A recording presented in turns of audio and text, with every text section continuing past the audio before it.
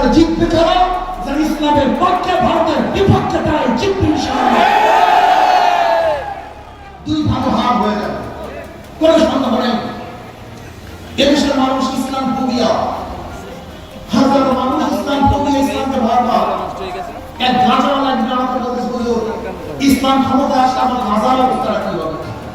আমি তো গাঁজা করি, গাঁজা ছাড়া থাকতে পারি না। আমি বললাম, বাবা তুমি কি ভার্সিটি গিয়ে গাঁজা সেবন করতে পারো? বলে না। আমি কেন? তার পরিবেশ নেই।